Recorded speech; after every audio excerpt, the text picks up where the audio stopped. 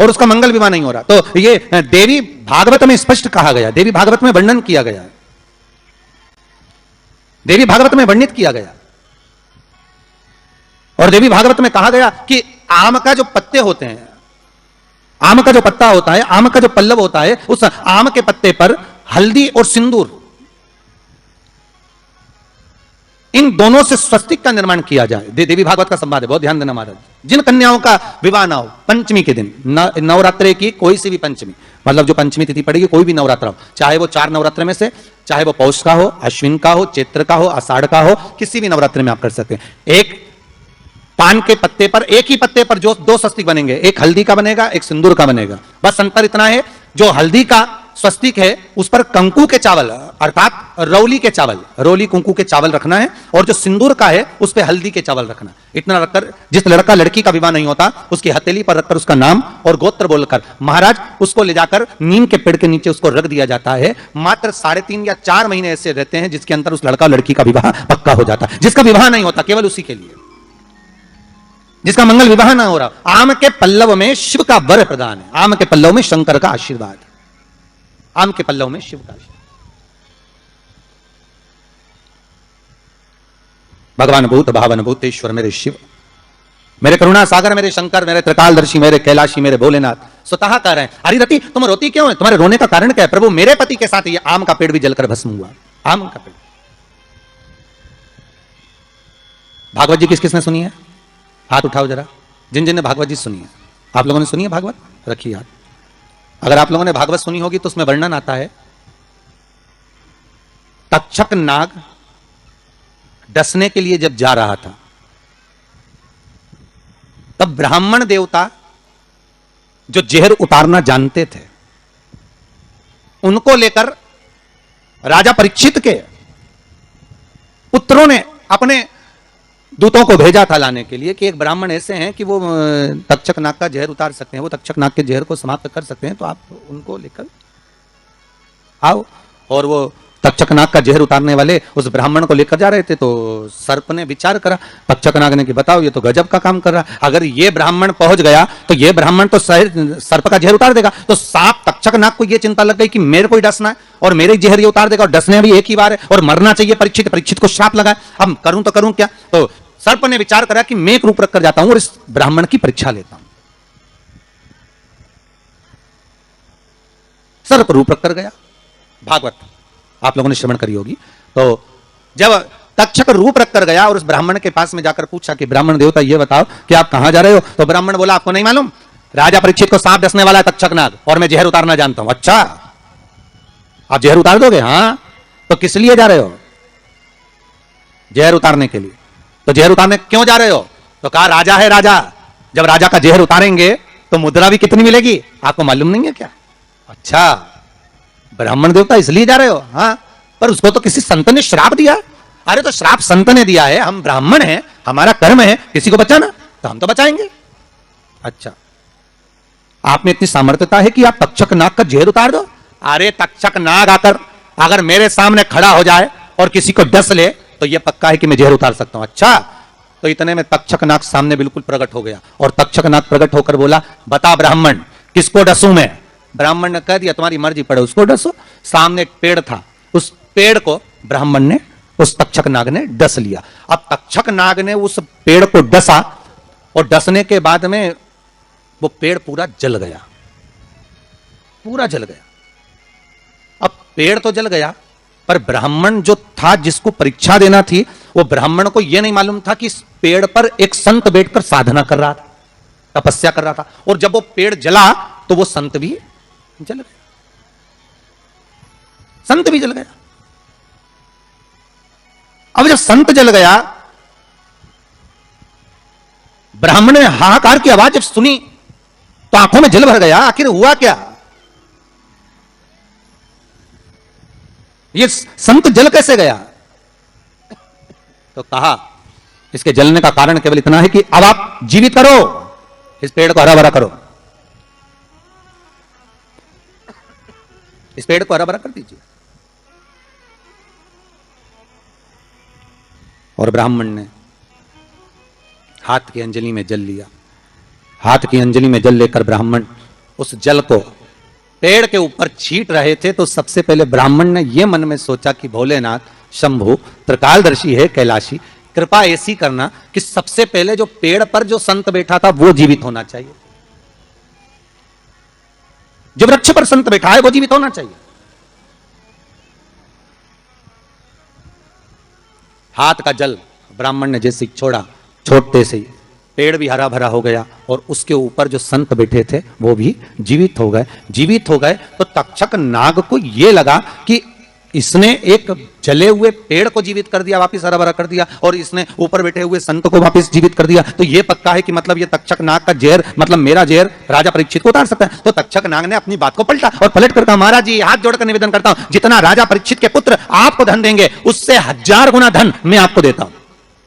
ब्राह्मण ने कहा ठीक है, अगर दक्षिणा से बड़ी दक्षिणा हमको एक ही जगह पर मिल रही है तो फिर हमें जाने की जरूरत क्या। ब्राह्मण ने दक्षिणा ली, वापिस मुड़ गया, वापिस मुड़ गया। अब ईमानदारी से बोलो, वो ब्राह्मण नरक गया होगा कि स्वर्ग गया होगा? जरा जम के बोलना हो, सुनाई देना चाहिए हमको। कहां गया होगा? नरक। काय में लिखा है? देवी भागवत में। उसका कारण क्या था? शिव महापुराण की कथा कहती है जैसे एक नाव चलाने वाला व्यक्ति नाव लेकर जा रहा है और उसमें बहुत सारे यात्री बैठे हैं, बहुत सारे यात्री, और नाव डोलने लगी, आंधी चलने लगी, तूफान चलने लगा, हवा आने लगी, लहरें उठने लगी और नाव डूबने लगी। तो जो नाव में बैठा हुआ, नाव चला रहा था, वो कूद गया और कूद कर बाहर निकल गया, और निकलकर सारे के सारे जितने नाव में बैठे थे वो सब जलने लगे। जितने नाव के अंदर बैठे थे वो सारे के सारे जलने लगे।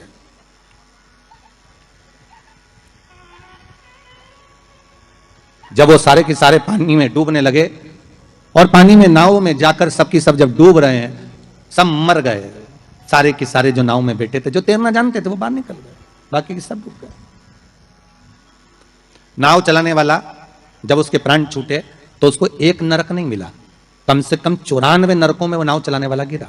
शिव महापुराण की कथा कहती।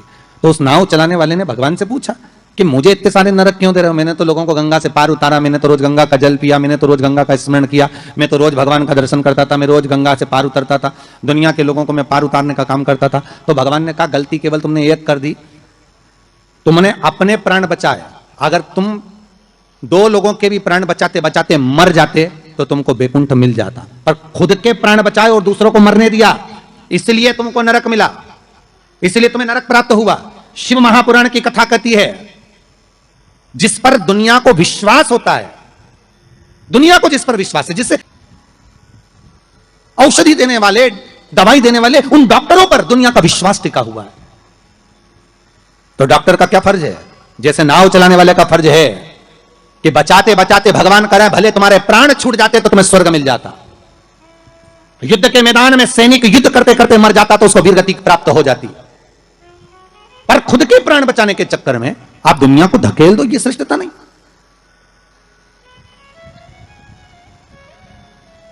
ये इसमें श्रेष्ठता नहीं। जब तक उस शरीर में प्राण है, जब तक उस शरीर में श्वास है, डॉक्टर भी अपनी जान झोंक दे कि कैसे भी मुझे इसको बचाना है, चाहे कुछ भी हो जाए इसके प्राण बचना चाहिए। फिर धन मूल नहीं है, फिर संपदा मूल नहीं, फिर सत्ता मूल नहीं है।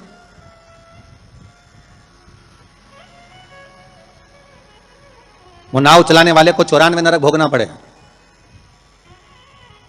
जिस ब्राह्मण ने दक्षिणा ज्यादा लेकर राजा परीक्षित को नहीं बचाया, चले गए। जब भगवान ने विद्या दी है, भगवान ने ज्ञान दिया है, भगवान ने विवेक दिया है और तुमको उस लायक बनाया है कि आप 4 लोगों को पढ़ा सकते हो, आप 4 लोगों को आगे बढ़ा सकते हो, आप इसका सम्मान कर सकते हो, आप इसको अग्रण्यता प्रदान कर सकते हो, आप इसको विवेकता दे सकते हो, और आप उस विवेकता को ना देते हुए अगर आप अपने उस वैभव को छुपा रहे हो और उससे वंचित कर रहे हो दुनिया को, तो फिर भगवान छोड़ने वाला नहीं है,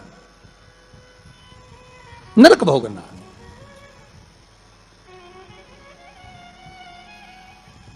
पर पांडेतारा वालों, आप लोगों ने बिल्कुल सही उत्तर दिया कि उसने दक्षिणा ज्यादा ले ली और वापस निकल गया तो अपने मुख से कह दिया कि वो नरक गया। कितनी, इसी को कहते हैं गंगा तट के श्रोता। गंगा तट के जो श्रोता होते हैं ना, बड़े आनंदमय होते। कथा जो सुनते हैं ना, उसका भाव एक आनंदित था कि वो अपना लक्ष्य छोड़कर, अगर चाहता तो राजा परीक्षित को बचा सकता था, पर थोड़ी सी संपदा के चक्कर में, थोड़े से धन के चक्कर में वो ब्राह्मण भी थोड़ा सा लोभ आया और लोभ के चक्कर में अपने कर्म से वंचित हो गया। तो वो चरित्र कहां गलत है महाराज जी? एक महाराज जी प्रवचन दे रहे थे, उस प्रवचन में एक गांव का व्यक्ति कथा सुनने बैठा था और खड़े होकर पूछ लिया, महाराज जी पाप के बाप का नाम क्या है? महाराज जी ने पूछा, क्या पूछ रहे हो, फिर से बोलो। तो वो व्यक्ति बोला, महाराज जी हमें दशरथ जी के पिताजी का नाम मालूम है, हमें राम जी के पिताजी का नाम मालूम है, हमें कृष्ण जी के पिताजी का नाम मालूम है, हमें सबके बाप का नाम मालूम है, बस पाप के बाप का नाम नहीं मालूम। तो मैं उत्तर दे दो। तो महाराज जी भी मन में सोचे पाप का बाप, महाराज जी मन में सोचे हमने पूरी पुराण पढ़ी पर ये पाप का बाप तो हमें कहीं नहीं मिला, सारे शास्त्र भी उखाड़ कर देख लिया पर उसमें पाप का बाप मिलना बड़ा कठिन। अब पाप का बाप कहां से ढूंढे? तो महाराज जी ने कहा काम करते हैं, कल हम आपको बताएंगे, आप कल कथा में आना। और महाराज जी फिर प्रवचन देने बैठे और वो व्यक्ति फिर आके बैठ गया। अब जैसी कथा समापन हुई महाराज जी को फिर खड़ा हो गया, महाराज सीताराम। महाराज जी बोले सीताराम। और बोलो पाप का बाप। महाराज जी बोले बहुत अच्छा, पाप का बाप पीछे पड़ा। महाराज जी बोले कल कल बिल्कुल पक्का है कि तुमको तुम्हारे प्रश्न का उत्तर मिल जाएगा। अब महाराज जी ने आज भगवान को 2 अगरबत्ती लगाई कि वो नहीं आना चाहिए, क्योंकि वो फिर आएगा, फिर प्रश्न करेगा पाप का बाप। अच्छा वो प्रश्न नहीं भी करता ना तो उसका मुंह देखकर याद आ जाता है कि प्रश्न करेगा पक्का। तो पंडित जी जब निकले ना प्रवचन के लिए तो उन्होंने भगवान को 2 अगरबत्ती लगाई, भगवान ये नहीं आना चाहिए। और पंडित जी जैसे ही बस कथा में आ रहे थे, प्रवचन देने आ रहे थे, वो रोड पे ही मिल गया पाप का बाप। पंडित जी मन में सोचे प्रवचन दूं कि ना दूं, बड़ा टेंशन है। अब प्रवचन दे कि ना दे यही सोचे। अब महाराज जी फिर कथा में बैठे, उसने फिर प्रश्न कर दिया महाराज कि पाप के बाप का नाम बता दीजिए। महाराज जी फिर नहीं बोले। अब नहीं बोले तो शिव महापुराण की कथा कहती है महाराज वहीं पर एक वैश्या बैठी थी कथा में, रोज कथा सुनने आती थी। उसका मन, उसका चित्त, उसकी वृत्ति कथा में बड़ी रमती। जिसके मन में शिव महापुराण की कथा समा गई ना तो वो प्रयास करता है कि कुछ भी कर कर जहां कथा हो रही है ना, भले 40 किलोमीटर है, 50 किलोमीटर है, 100 किलोमीटर है, पर एक बार तो मैं चली जाऊं। जिसके मन में शंकर आ गया ना तो वो छोड़ नहीं सकता। वो प्रयास करेगा कि मैं कैसे भी पहुंच जाऊं, बस कथा में एक बार मेरी हाजिरी लग जाए, शंकर सुन ले बस एक बार शिव महापुराण की कथा, उस पंडाल में चली जाऊं जिस पंडाल में मुझे बेलपत्र का आनंद मिल जाए, बस उस पंडाल में मुझे पहुंचे। अब वैश्या का नियम था, वो कथा कभी नहीं छोड़ती थी और वो भी कथा में जाकर बैठ गई और कथा में रोज सुने वो पाप के बाप का चक्कर। और महाराज जी बस प्रवचन करे अक्षतम केशवम राम नारायणम, जैसे महाराज जी अक्षतम केशवम करे सब बैठे रहे, वही खड़ा हो जाए। अब महाराज जी भी मन में सोचे अब क्या करें, तो महाराज जी डबल से कह रहे हैं अक्षतम केशवम राम नारायणम कृष्ण दामोदर वासुदेवम हरे। तो महाराज जी हाथ हिलाएं कि अभी भी पाप का बाप नहीं मिला, पर वो तो वो खड़ा। आज वैश्या ने कह दिया गुरुदेव आपसे एक निवेदन है मेरा। बोलिए। मैं वैश्या हूं, छुपाया नहीं। संत, सदगुरु, भगवान, माता पिता, इनसे कभी नहीं छुपाना अपने को। छुपाकर जाएंगे भी कहां? अगर माता पिता से कुछ छुपा लेंगे, संतों से, सदगुरु से अगर छुपा लेंगे तो जाएंगे कहां भगवान से छुपाकर?